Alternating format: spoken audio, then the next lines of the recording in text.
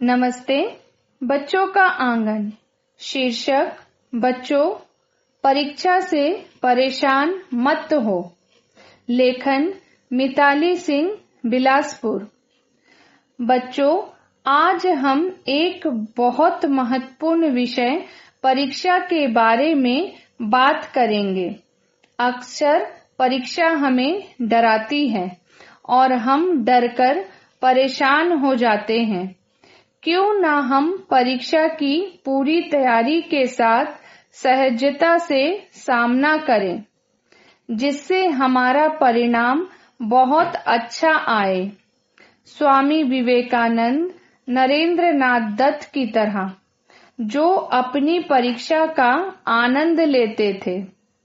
नरेंद्र के जीवन की एक घटना बहुत प्रेरणादायी है। नरेंद्र के दो मित्रों ने प्रश्न किया, नरेंद्र, परीक्षा के दिन कहाँ तो तुम जो एकाध कमियां हैं उन्हें दूर कर लेते, किंतु तुम्हारा तो सब विपरीत ही दिखता है।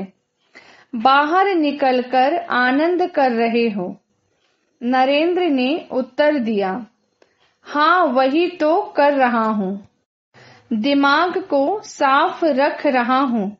मस्तिष्क को थोड़ा विश्राम देना चाहिए, नहीं तो इन 2 घंटों में माथे में जो घुसाऊंगा वह पिछले सब पढ़े हुए को अस्त व्यस्त कर देगा कि नहीं।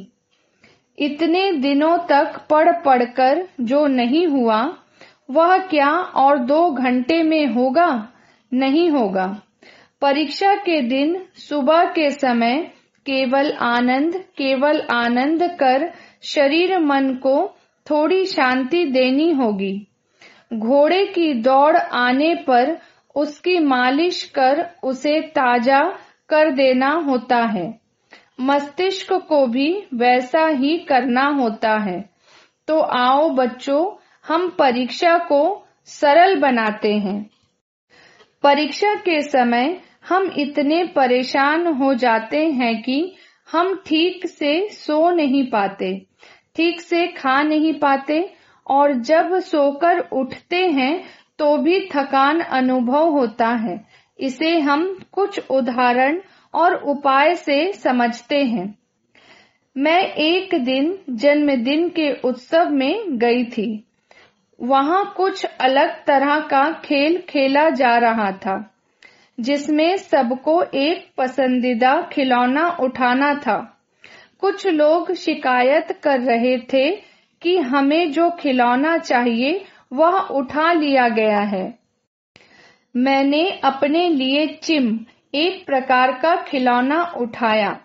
फिर सबको एक बराबर का ग्लास दिया गया और बोला गया कि अपने अपने खिलौने को ग्लास के अंदर डालना है।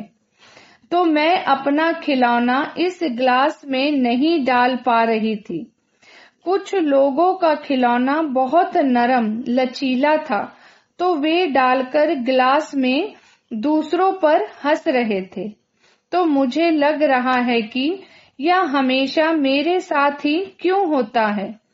सबका खिलौना सफेद गोरा है, पर मेरा काला क्यों? हमेशा ऐसा मेरे साथ ही क्यों होता है? इस कहानी को बताने का कारण यह है कि कैसे हम परीक्षा के तनाव से बाहर निकले। तो यह जो खिलौना है वह हमारी तरह है। जो ग्लास है वह गणित या IIT की परीक्षा है। एक प्रचलित कथन है, प्रत्येक व्यक्ति अपने आप में महान है, पर यदि हम एक मछली को पेड़ पर चढ़ने को कहेंगे तो वह पूरा जीवन स्वयं को मूर्ख ही समझेगा। Albert Einstein. चलो बच्चों, हम क्यों को क्या में बदल देते हैं, या हमेशा मेरे साथ ही क्यों होता है। इसके स्थान पर हम यह पूछे कि इसका उपाय क्या है, मुझे क्या आवश्यकता है। तो मैं इसके लिए आपको 3 उपाय और एक बोनस टिप्स बताऊंगी। जो मैंने कुछ सन्यासी और गौतम बुद्ध तथा अन्य की पढ़ाई से सीखा है। पहला, सही पात्र लो। यहाँ हम सुना करते हैं, ईमानदार रहो। क्या हम विश्वास, धैर्य, साहस और अपने क्रोध के स्वयं स्वामी हैं, या कोई और हम पर अपना वश चला रहा है? जीवन एक विरोधाभास है। जब हम अपने जीवन को संभालने की कोशिश करते हैं और हमें नियंत्रण की कमी होना भी एक सबसे बड़ा कारण है तनाव होने का, तो आइए देखते हैं कि हम क्या नियंत्रण कर सकते हैं, जो हमारे वश में है, और क्या नहीं, जो हमें नियंत्रण में रख सकते हैं। वे हैं हमारी तैयारियां, समय, प्रयास, स्वभाव, प्राथमिकता और इच्छा। यह सब हमारे लक्ष्य हैं, और जो हमारे नियंत्रण में नहीं है वे हैं रैंक, स्थान, स्कोर, अर्जन, गोल्ड मेडल, एडमिशन। यह सब सपने हैं, लक्ष्य नहीं। अपने लक्ष्य पर ध्यान केंद्रित करके अपने लक्ष्य का सपना ब्रह्मांड पर छोड़ दो, वह उसे पूरा करेगा। दूसरा, मस्तिष्क पर केंद्रित होना। मुझे पता है कि आप किस तरह से उलझे रहते हैं, जैसे समय निकलता जा रहा है। हारने वालों के लिए कोई स्थान नहीं है। मैं अपने भूतकाल के कारण ही तनाव में रहता हूँ। जो गलतियां हुई हैं, मैं क्या करूँ? पर याद रखें, एक कागज का पन्ना आपका भविष्य तय नहीं करता। आपका कौशल, आपका ज्ञान ही आपकी शक्ति है।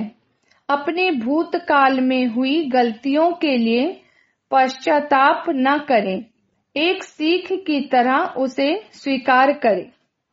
तीसरा, अपने पात्र को फैलाओ। पहला, इसके लिए अपने ऊपर आशीर्वाद और कृतज्ञता को एक दैनंदी में लिखो। दूसरा, स्वयं को याद दिलाते रहो कि तुम कितने प्रतिभावान और श्रेष्ठ हो, जो अच्छा करते और सोचते हो।